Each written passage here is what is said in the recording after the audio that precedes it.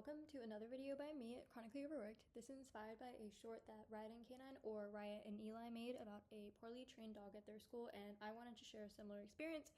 So if you're new to my channel, welcome. I post about life as a student, a service dog handler, and just a human being.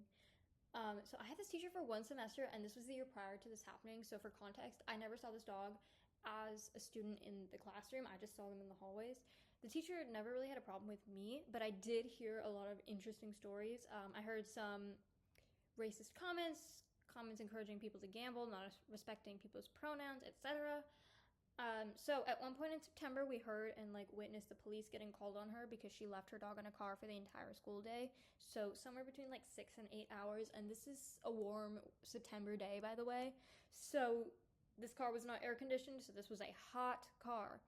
The entirety of the school day, and the police didn't do anything, but they had to get called, so that should probably say something. This was a Friday, so the Monday after, she shows up with this dog in a service dog harness, and this is an Amazon harness.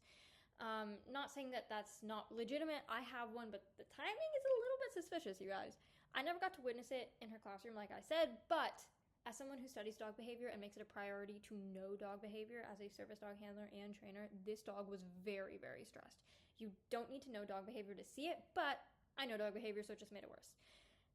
Tail tucked, ears back, panting, yawning. She was kind of just dragging the dog around on the leash. There was no check-ins, there was no engagement. She was trying to get the dog to focus on her. I'm not saying that a good service dog needs to be looking at their person 24/7, but this dog was ignoring the owner. Not outwardly reactive, but obviously very shut down and very anxious. She allowed a lot of people to go up and pet the dog, and the dog was also going up to people, but whenever the dog was getting pet, the dog also seemed pretty anxious about it. So if your dog is anxious with being pet, I wouldn't recommend letting a bunch of kids come up and pet, but whatever. I understand that there's an adjustment period and a learning curve, but this dog was not trained to the standards of a service dog, and this did not get better throughout the school year. It continued the entire 8 months. There was no point in which the dog improved. There was no appropriate action taken by the handler to reduce stress. There was no appropriate action taken at all. The dog clearly just did not want to be there, and the handler completely ignored it.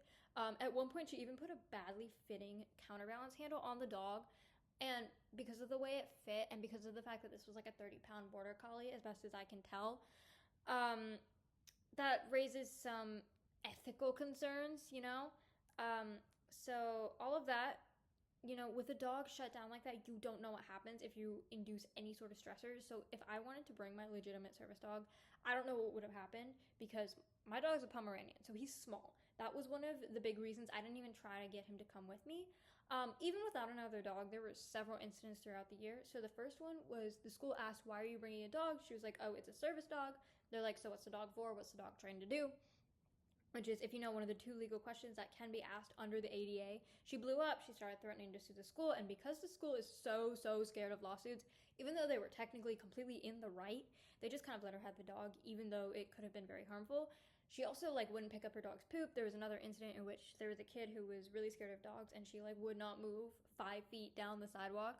I think she did eventually, but she was very snarky about it, and she was weird about it. So the last one I found out a couple of days before school ended. So one of my teachers has a therapy dog that is a legitimately trained therapy dog through, TDI, a couple different institutions. She has a CGC, all of that. She knows about dog training. We were both this is not a legitimate service dog. What is going on? Her therapy dog is my best friend. Everyone wishes that this therapy dog liked them as much as she likes me, but I'm special, so it's not possible. Anyways, her therapy dog's best dog friend was walking in the neighborhood surrounding the school, and this service dog was on a walk as well, off leash, and the service dog came across this other dog and nearly attacked the other dog. Like I said, the service dog was off leash completely. The dog's person was like, "Hey, why is your dog off leash?" And the teacher was like, "Oh, the dog's trained, service dog, whatever." How is that trained if your dog is going up and attacking other dogs? Leash laws, even with the exception in the ADA, that's just not acceptable, because your dog still has to be under command. Your dog is nearly attacking other dogs. The only reason that dog did not get hurt is because the dog was small enough that the owner could just pick her up quickly. So that's absolutely ridiculous.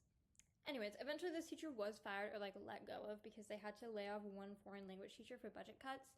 And with all of the previous controversies about her and like all of that, they picked her. She wound up leaving and she tried to tell people that she voluntarily resigned.